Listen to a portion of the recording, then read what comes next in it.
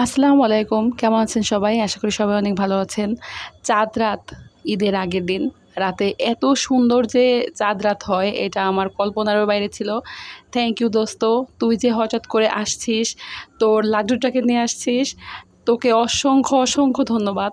তুই না আসলে আসলে চাঁদ রাতের মজাটাই পাইতাম না। অনেক বছর হয়ে গেছে গ্রামে থেকে শহরে মুভ করার পরে।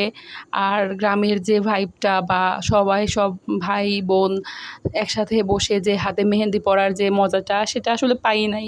এমনও হয়েছে আমার অনেক ঈদ কাটছে যে আমি হাতে মেহেদি দেই নাই, মানে ইচ্ছা করে নাই। মেহেদি থাকছে, ইচ্ছা করে নাই, দেই নাই। ছোটো ভাইয়া মেহেদি অনেক কিনে দিত ছোটোবেলায়। ইভেন মানিকগঞ্জ আসার পরেও আমাকে ছোটো ভাইয়া মেহেদি কিনে এনে দিয়ে যেত। এবার অবশ্য সেই জিনিসটা মিস করছি। গতবারও ভাইয়া দিয়ে দিছিল, পাঠায় দিছিল পরে কাউকে দিয়ে। কিন্তু এবার হচ্ছে ভাইয়াও ব্যস্ত, আমিও ব্যস্ত। কোনো কারণবশত দুজনের সাথে দেখাই হয় নাই। মেহেদিটাও হাতে পাই নাই। বাট আমার হাসব্যান্ড আমাকে তুই মানে তুই আসছিস প্লাস ও হচ্ছে ৪-৪টা মেহেদি এনে দিছে ২ বোনকে। একটা মেহেদিও খুলছিলাম না যে হাতে একটু দিব। বোন হয়তো একটা খুলছিল কিন্তু আমার মানে কোনো ইনটেনশনই ছিল না যে আমি হাতে মেহেদি দিব। বাট তুই আইসা আমার দিনটাকে পুরো মানে কি বলবো? আসলে এইটা বুঝাইয়া বলতে পারবো না। তোকে অসংখ্য ধন্যবাদ। আর তারপরে মিস করছি একজনকে, তাকে অবশ্যই ভিডিও কলে রাখছিলাম। ওকে তো মেহেদি পরাইতে পারি নাই বাট ওকে জ্বালাইতে পারছি খুব। ওকে প্রত্যেকটা সেশন ওয়াইজ হচ্ছে আমরা জ্বালাইছি। মেহেদি দিছি হাতে আর ওকে ভিডিও কলে দেখাইছি। উর্মি, তোকে অনেক বেশি মিস করছি সত্যি রে। আর মিমের হাসব্যান্ড ভাইয়া, আপনাকেও অনেক ধন্যবাদ যে আপনি হচ্ছে এতটা সময় আমাদের সহ্য করছেন। আমার হাসব্যান্ড আর মিমের হাসব্যান্ড যে আমাদের দুজনের পাগলামোগুলো সহ্য করছে, ঈদের আগের দিন থেকে শুরু করে ঈদের পরের দিন পর্যন্ত এই ৩ দিন আমরা যে কি করছি বলার মতো না। এখনও আসলে সুন্দর দিনগুলো খুব মিস করতেছি। যদি এই দিনগুলো চলে না যাইতো, এই ঈদের ৩টা দিন যদি আবারও হইতো বা ফিরে আসতো বা স্টপ হয়ে থাকতো তাহলে মনে হয় অনেক বেশি মজা হইতো। ঈদের মেহেদি যেদিন নেওয়ার পরে ভাইয়া রাত 11:30টার পরে আসছে ওকে নিতে। তো ও চলে যাইতেছিল, এত কষ্ট লাগতেছিল। তো ওইভাবে কোনো কিছু ওর জন্য করতে পারছিলাম না। হালকা পাতলা একটু খাবার দাবার অ্যারেঞ্জ করছিলাম। খাওয়া দাওয়া কোনো ম্যাটার না। এখানে হচ্ছে একসাথে মজা করাটাই সবথেকে বড় বিষয়। স্কুল লাইফ পার করার পরে ওইভাবে কোনো ফ্রেন্ডদের সাথে একসাথে আসলে হওয়াই হয়েছিল না। তারপরে তো চাঁদ রাতে ও চলে যাওয়ার পরে টুকটাক একটু হালকা পাতলা কিছু আয়োজন করে রাখছিলাম। কারণ আমি খুব ভালো মতোই বুঝতে পারছিলাম যেই পরিমাণে রাত জাগলাম আর যেই পরিমাণে মজা করছি, এক ঘুমে তো সকাল ৮টা-৯টা বেজে যাবে। তো রাতে কিছু করে রাখি। তো রাতে কিছু করে রাখছিলাম। তারপরে হঠাৎ করে দেখি সকালবেলায় আমার বড় মাম্মার বড় ছেলে এসে হাজির। মানে সত্যি কথা বলতে এবার ঈদে যে এইভাবে হুটহাট করে আমি সারপ্রাইজ হব, এটা আমি কল্পনাও করি নাই। তো যাই হোক, তারপরে ঈদের দিন সকালবেলা গোসল-টোসল শেষ করে হাসব্যান্ডের কাছ থেকে তো সালামিটা আদায় করতেই হবে। এটা তো মাস্ট, ম্যান্ডেটরি আসলে প্রত্যেকটা মেয়ের লাইফে যে হাসব্যান্ডের কাছ থেকে সালামিটা নিতেই হবে আদায় করে। তারপরে ছিল মা এসে সালামি নিয়ে ঘুরতেছিল। তো আমি হচ্ছে বলতেছিলাম, "আমি এত অল্প সালামি নিব না, আমাকে বেশি করে দিতে হবে। পাওনা রইলো কিন্তু।" তো মা বলতেছিল, "হ্যাঁ, তোমাকে আমি পুষিয়ে দেবো পরে, তুমি তারপরে সালামিটা ধরো।" আমি কোনোভাবেই ধরতেছিলাম না। তো মা আমাকে অনেকভাবে কনভিন্স করে সালামিটা ধরাইছিল। থ্যাংক ইউ মা। আসলে মায়ের তুলনা অন্য কোনো কিছু দিয়েই হয় না, বা মাকে ধন্যবাদ দেওয়ার আসলে কোনো কিছুই নাই। তো যাই হোক, তারপরে ঈদের কোলাকুলিটা করতেছিলাম আর মার সাথে খুব বেশি মজা করতেছিলাম। তারপরে একটু রেডি-টেডি হয়ে চলে গেছিলাম শ্বশুরকে দেখতে। কারণ আমি তো বাবার বাড়িতেই থাকি। তো শ্বশুরকে দেখতে হবে, ঈদের দিন যাইতে হবে তার কাছে। যেয়ে তাকে ওইভাবে সময় দিতে পারি নাই। মানে মানুষটা অনেক জোরাজুরি করছে থাকার জন্যেও, কিন্তু থাকতে পারি নাই। কারণ আমার বান্ধবীর বাড়িতে দাওয়াত ছিল। মানে মিমির বাসায় আমি যাবো এরকম একটা ইয়ে ছিল। ঈদে তো কোনো জায়গায় বের হওয়া হয় না। বিকেলে একটু বের হলেও কোথাও যাওয়া যায় না। যাওয়ার মতো স্পেশাল কোনো জায়গা হলে মানুষের ভিড়ে সেখানে ঢোকাই যায় না। তাই আমি হচ্ছে স্কিপ করে যাই। ঈদের দিনটা আমি ফুললি ঘুম দেই। বাট এবার ঈদে আমি কোনো ঘুম-টুম দেই নাই। রেডি হয়ে চলে যাইতেছিলাম। কিন্তু রেডি করা মানে আমি রেডি হওয়ার সময় আমার মেয়েকে রেডি করতে গেছিলাম। এটা হচ্ছে ঈদের দিনের সর্বোচ্চ বড় যুদ্ধ হইছে আমার।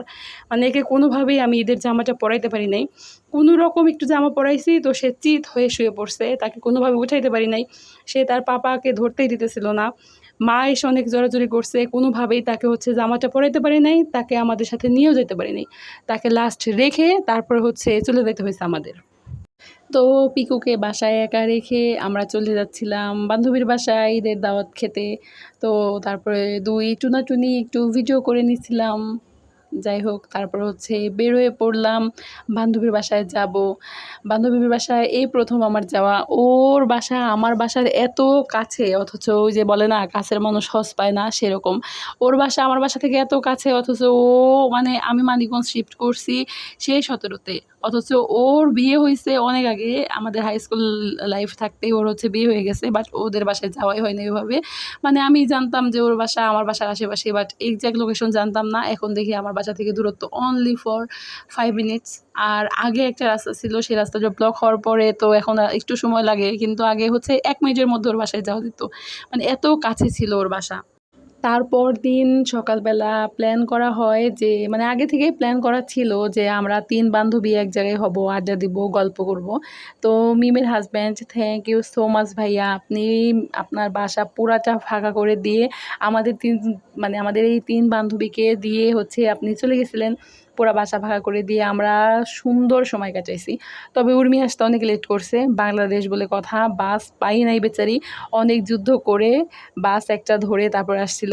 ওকে অনেক থ্যাঙ্কস, ও অনেক কষ্ট করছে। সকালবেলা ঘুম থেকে উঠেই হচ্ছে রওনা দিছে, এসে পৌঁছাইছে 11টার সময়। যাই হোক, তাও আসছিল। তারপরে উর্মিকে রিসিভ করে আমি নিয়ে মিমের বাসায় গেছি, কারণ মিমের বাসায় উর্মি আগে কোনোদিনও যায় নাই। ও হচ্ছে আগে আমার বাসায় আসছে, তারপরে হচ্ছে মিমের বাসায় গেছে। তো মিমের বাসায় যেয়ে দেখি আবারও সে বিশাল আয়োজন করে বসছে। সে হচ্ছে সেরা রাঁধুনি, তার হাতের রান্নায় এত মজা বলার মতো না। ঈদের দিনের পায়েসটা যেমন মজা, তারপরের দিন গেছি পরে সে হচ্ছে নবাবী সেমাই রান্না করছিল, সেটাও অনেক বেশি মজা। আর তার সাথে ছিল তেহারি, অনেক মজা। তো যেই রকম খাওয়া হয়েছে সেই রকম গল্প হয়েছে, মানে পুরাটা দিন এত ভালো কাটছে। আসলে আমি কল্পনাও করি নাই ঈদের, মানে ঈদের এত আমেজ বা ঈদের এত খুশি হয়, বা ঈদের এই 3টা দিন এত সুন্দর কাটবে, আমি এটা কল্পনাও করি নাই। মানে মানুষ তো ভাবে যে একটু হইলেও মজা হবে ঈদের মধ্যে, আমি এটা ধরিই না। যে মানিকগঞ্জ শিফট করার পরে প্রত্যেকটা ভাড়াটিয়া বাড়িতে চলে যাওয়ার পরে আমার আসলে বাড়িতে যাওয়া হয় না, আমার বাবা মার সাথে এখানেই থাকতে হয়। তো একবারে মানে গুরুগম্ভীর ঈদ কাটে। সকালবেলা ঘুম থেকে উঠে তোবারক রান্না করে আব্বু, আমার হাজব্যান্ড নামাজে যায়, তাদের সামনে একটু দেওয়ার পরে আর কোনো কাজই থাকে না, সারাদিন ঘুম। তো এবারের ঈদ এত সুন্দর কাটছে আসলে, থ্যাঙ্কস টু আল্লাহ আসলে। তো যাই হোক, তারপরে আমরা হচ্ছে 3য় দিন অনেক বেশি মজা করছি। একটা বিষয় স্কিপ হয়ে গেছে। তো ঈদের দিন রাতের বেলায় আমরা যখন মিমের বাসা থেকে চলে আসি, তার কিছুক্ষণ পরে মিম আর ভাইয়াও আসছে হঠাৎ করে। আমি তো পুরো সারপ্রাইজড হয়ে গেছি, এত খুশি হইছি বলার মতো না। তো যদিও তাদের সামনে আমরা ওইভাবে কোনো কিছুই দিতে পারি নাই, তারপরে তারা যে আসছে, তারা যে আমাদের সাথে বসে গল্প করছে, এই জন্য অনেক বেশি ধন্যবাদ ভাই আপনাকে মিমকে নিয়ে আসার জন্য। আসলে আমি কল্পনাই করি নাই আপনি এত রাতে মিমকে নিয়ে আসতে পারবেন।